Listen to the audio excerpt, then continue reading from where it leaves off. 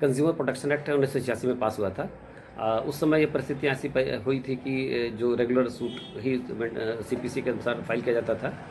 तो ये हुआ कि भाई छोटे मोटे सामान हमने खरीदा, मान लीजिए हमने जूता खरीदा और भी कुछ सामान खरीदा, फ्रिज खरीदा, टीवी खरीदा, कुछ भी खरीदा, और उसके बारे में हमको केस करना है। तो एक मामूली सामान के लिए हम रेगुलर सूट फाइल करें, फिर एक लंबी प्रक्रिया हम झेलें, एक समय लगेगा। तो ये हुआ कि भाई एक छोटी प्रक्रिया बनाई जाए, आसान प्रक्रिया रहे, ताकि जो भी कंज्यूमर है, अगर कोई प्रोडक्ट खरीदता है, कोई सामान खरीदता है या कोई सर्विस लेता है, उसमें कोई कमी मिलती है तो उसके खिलाफ वो इमीडिएट आसानी प्रक्रिया के तहत केस फाइल करे और एक आसान प्रक्रिया के तहत उसकी सुनवाई हो जाए। तो 1986 में कंज्यूमर प्रोटेक्शन एक्ट लाया गया पहली बार और काफ़ी सफल रहा, उसमें काफ़ी रिलीफ मिली कंज्यूमर को। तो 1986 से 2020 काफ़ी समय बीत चुका है, तो हमने देखा लगभग 34 साल बीत गया। तो इन सालों में बहुत बदलाव हुए। 1986 में ऑनलाइन परचेजिंग नहीं थी, नेट नहीं था और परिस्थितियाँ दूसरी थीं। आज के ज़माने में ऑनलाइन परचेजिंग हो रही है, फ्लिपकार्ट है, अमेज़न है, स्विगी है, मेक माई ट्रिप जैसी कंपनियां हैं।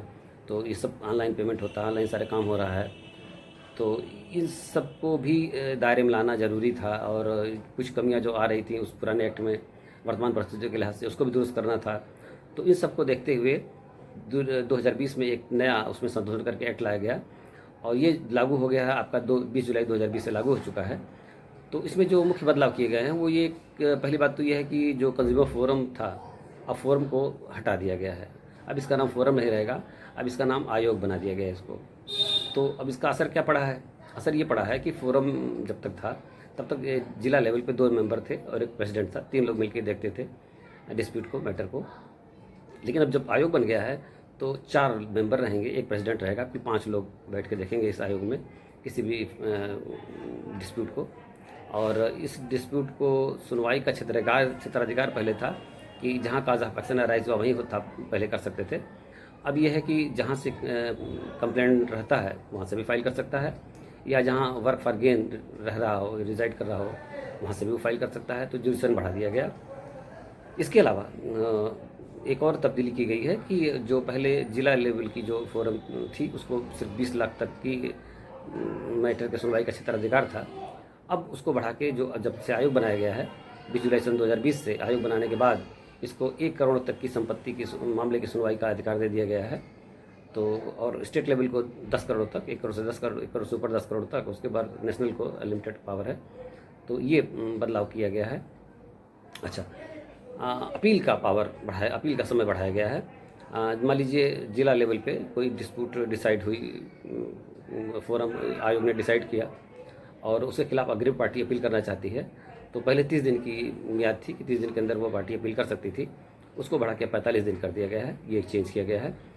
और दूसरा सबसे बड़ा बदलाव जो फोरम में आयोग, जिसको आयोग बना दिया गया, उसमें जो किया गया है कंज्यूमर के लिए, वो सबसे बड़ा बदलाव ये किया गया है कि जो भी हमको अवार्ड हुआ कोई कंपनसेशन, उसके अगेंस्ट अगर अग्रिम पार्टी अपील कर रही है तो अपील के दौरान उसको 50% तो डिपॉजिट करना पड़ेगा।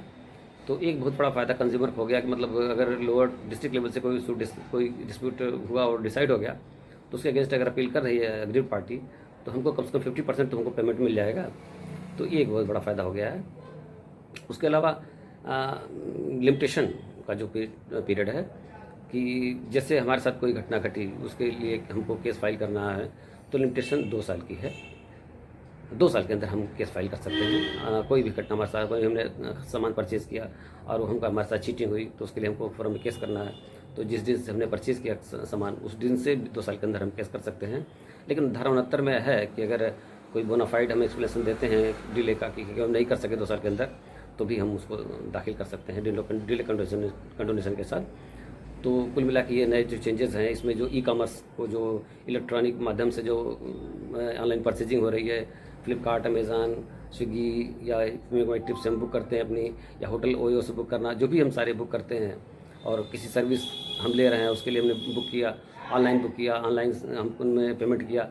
अगर पेमेंट का कोई डिस्प्यूट है, बुकिंग का कोई डिस्प्यूट है, प्रोडक्ट की क्वालिटी में कोई डिस्प्यूट है, या फिर वारंटी गारंटी में कोई डिस्प्यूट है ऑनलाइन बुकिंग के दौरान, तो ऑनलाइन का सारा मैटर ये अब इसमें कवर करेगा।